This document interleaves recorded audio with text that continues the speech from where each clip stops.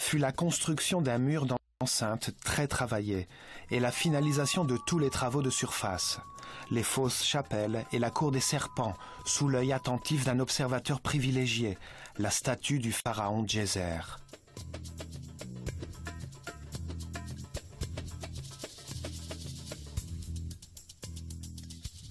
Cette énorme mécanique quantique conçue par Imhotep demanda beaucoup d'efforts, de temps, de ressources humaines et matérielles, mais le bénéfice que la société put en tirer valait bien un tel investissement.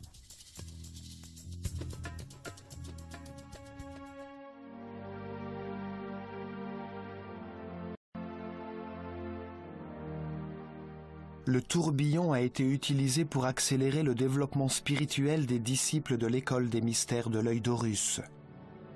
Ces chefs qui ont élevé le niveau de conscience de leur peuple.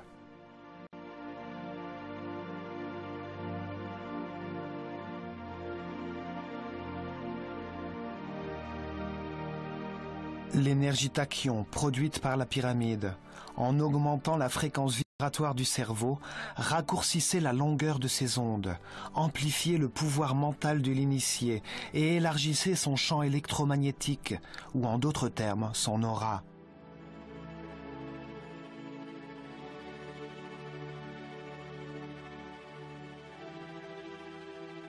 Cela permit à ses disciples d'accéder aux couches supérieures de l'univers. Ils pouvaient ainsi vérifier l'existence d'autres réalités et d'assurer la sécurité de toute la société. En s'accordant sur la même fréquence que des êtres plus élaborés, ils étaient en mesure de communiquer avec eux et de recevoir des informations. Saqqara fut le premier centre de communication à destination de dimensions supérieures. Les pyramides sont le fruit d'une technologie quantique que nous commençons tout juste à découvrir, une technologie que les Égyptiens avaient héritée d'Atlantide, la civilisation perdue.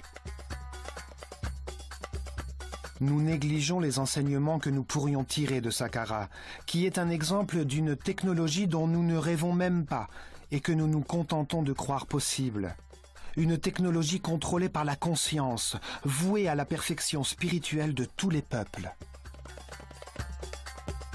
Cet énorme circuit électromagnétique produisait et accélérait des particules d'énergie. Il transformait l'énergie statique en courant énergétique pour en faire de l'énergie tachyon. À Saqqara, les champs solides et électromagnétiques ont été utilisés simultanément pour la première fois afin d'augmenter la vibration des initiés grâce à une technologie qui sera plus tard perfectionnée dans la pyramide de Khéops.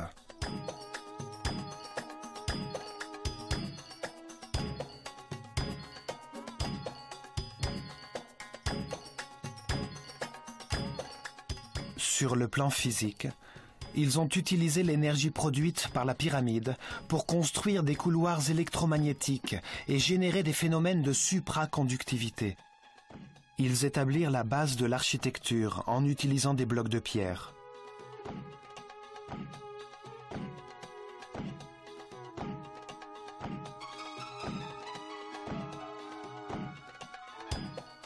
Ils ont prouvé leur sensibilité artistique sur le mur d'enceinte très travaillé et sur les murs de la cour des serpents, dans les détails architecturaux très raffinés du décor de pierre qui dissimulait leur machine quantique.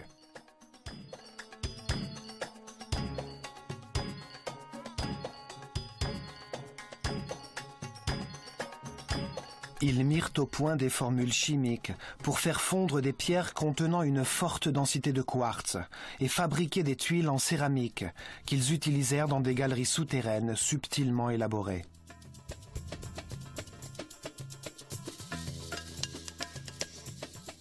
Ils se sont servis des hiéroglyphes pour sculpter dans la pierre leur conception de l'univers. Leur vision nous est restée dans les lois fondamentales d'Imhotep, qui ont constitué la base de la connaissance hermétique pour les francs-maçons, les rosicruciens et les templiers. Imhotep a écrit que n'importe quelle cause a son effet, et que n'importe quel effet a sa cause.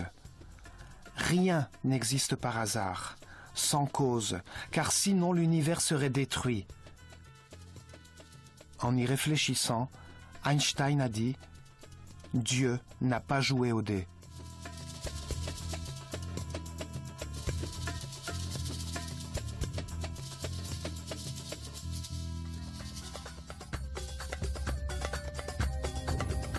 À sa cause. Imhotep a écrit que n'importe quelle cause a son effet et que n'importe quel effet a sa cause. Rien n'existe par hasard, sans cause, car sinon l'univers serait détruit.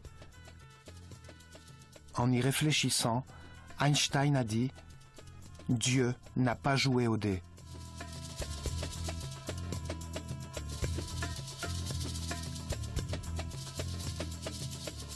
Dans les lois fondamentales d'Imhotep, qui ont constitué la base de la connaissance hermétique pour les francs-maçons, les rosicruciens et les templiers. Imhotep a écrit que n'importe quelle cause a son effet et que n'importe quel effet a sa cause. Rien n'existe par hasard, sans cause, car sinon l'univers serait détruit. En y réfléchissant, Einstein a dit « Dieu n'a pas joué au dé ».